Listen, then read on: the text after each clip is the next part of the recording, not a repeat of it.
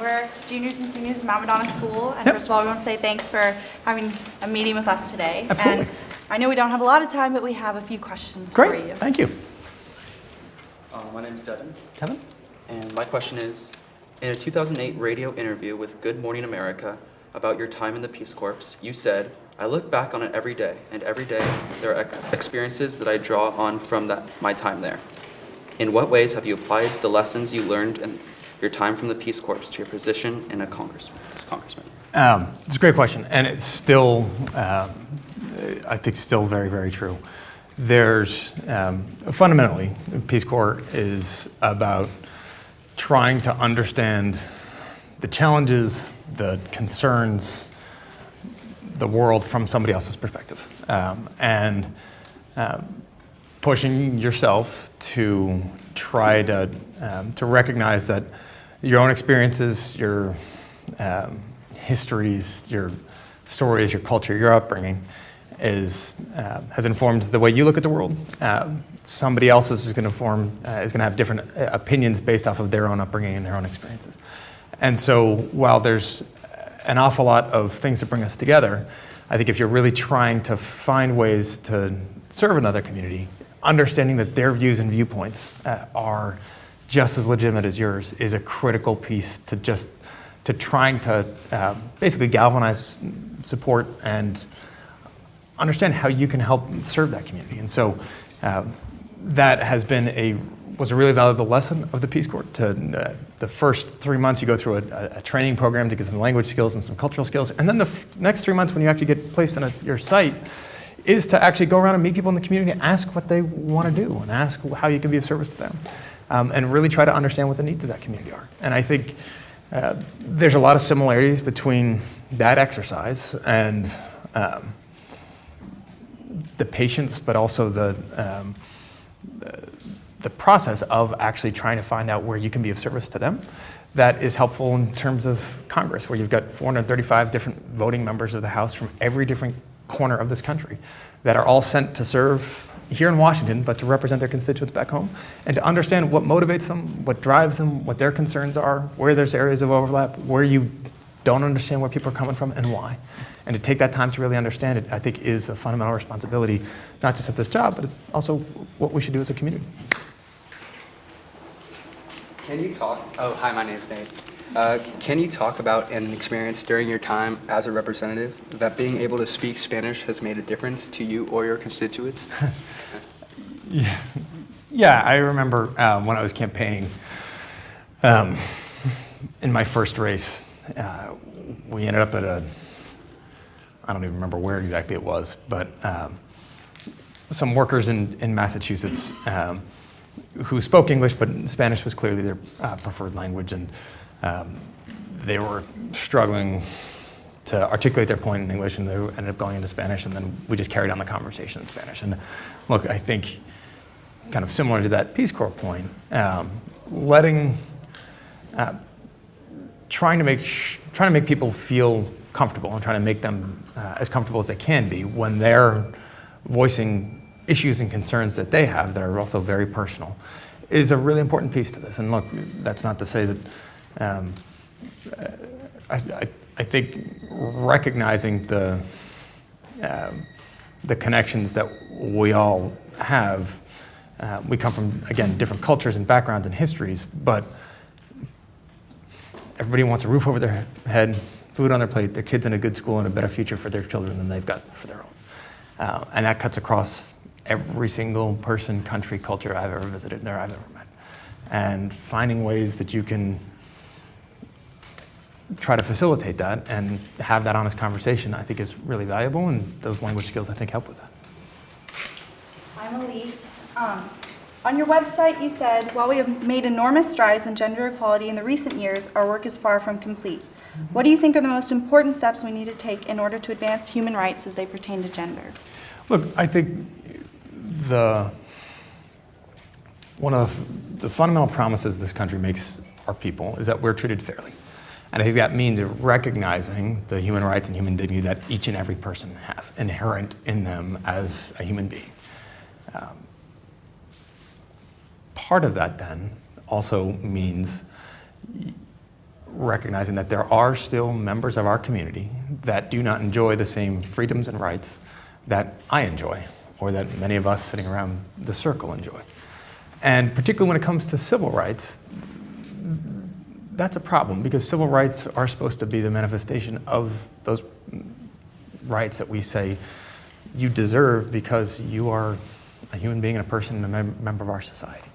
So when we look at the fact that under federal protections and some state protections, members of the LGBT community can still be discriminated against and are still subject to discrimination, I think it's a reminder to me that even in my home state of Massachusetts now, transgender members of the transgender community don't enjoy the same protections that I do. And in a country where literally right across this plaza, etched in stone above the Supreme Court, says equal protection under the law in Massachusetts gives me more protections than it does them. And I don't think that's right. So I think we have made enormous strides. I think we do have still some work to do. Hello, I'm Nathan. Our class has discussed at some length the concept of vulnerable leadership. The concept of? Vulnerable leadership. Leadership that creates a more honest and open relationship between official and citizen. Given the nature of political campaign, how do you cultivate vulnerable leaderships when any sign of weakness is attacked by opponents? So I think if you're seeing over the course of these campaigns, national and local, now, at least when I try to think about my role as a citizen and my role as an elected official, I don't expect to agree with my president on everything. I don't expect to agree with my senators on everything. I don't expect to agree with other members of our Massachusetts delegation on everything. I expect that there's going to be some areas that I have certain areas of expertise that they're going to know better than me, and I might know some areas better than them. And that I'm willing to listen to them, but that we also might come out differently on various perspectives, and that's fine. I expect that you're going to do your homework, you're going to work hard, you're going to have some justification for the position that you take. And I think with that comes an authenticity around it of saying, look, there's only so much one person can know, there's only so much one person can do. But if you're making the effort and you're throwing everything you've got at the problem, that actually speaks for itself. And when it comes to honesty and authenticity, yeah, you might make some mistakes, but people also know where you stand. People understand that you're human. You got to be able to own up to them and take responsibility for them. And you might see some challenging headlines in the short term. In the long run, people also sit there and say, that's you being you. And there's a humanity and a humility that comes with that to also say, yeah, I might have made some mistakes and not gotten every question right. But I'm also not afraid to stand by what I think is the right thing. And maybe you get some facts wrong, maybe you get some question wrong. Go back and own up to it and say, look, I hadn't given that a whole lot of thought, or you know what, I misspoke, or you know what, I just got that one wrong. And that can be a hard thing to do, particularly given the scrutiny you're going to get. But I think in the long run, that comes back to you because people understand that you're being honest about it and not trying to spin people. And I think one thing the public, and anybody, you personally, with your friendships, your relationships, people make a mistake and they don't own up to it, you're going to give them an awful lot of slack. When they try to spin you on it, that's when people say, hey, not so much. And I think the same is true when it comes to this profession. Look, politics is about people. It's about the relationships we as members of government have with our constituents, but that's people to people, person to person. It doesn't actually get more complicated or more simple than that. You take over. Hi, I'm Max. Were there any surprises in coming to Congress, and is being in your second term easier? Easy? No. Surprises about coming to Congress? A lot of them. I'll give you a couple. So first, Max, this probably wasn't a huge surprise to me, but I think it's a surprise to an awful lot of people. The vast majority of people here, Democrats, Republicans, whatever side of the aisle you sit on, work really, really hard. They're actually really decent people. They are genuinely trying to do what they think is the right thing for their country and for their district. Not everybody, but almost everybody. And we disagree on some of what that is. The right thing for my district in Massachusetts might not be the right thing for rural Oklahoma or Central California or Texas. That's fine. That's the way the system was supposed to work. So we got to work through those challenges and not just sit there and say, hey, if we disagree on something, then all of a sudden you're dumb or stupid or misinformed or whatever else. It's a big country with a lot of different constituencies that people are trying to represent. So that has been, on the one hand, a pleasant surprise. One of the challenges that I probably didn't fully anticipate is how demanding, particularly the schedule here in Washington can be. You're up pretty early, you're working pretty late. My calendar over the course of the day is normally broken up into 15-minute increments. And from 8:30 or something this morning for 8:15, my first meeting, through 10 o'clock tonight is in 15-minute increments.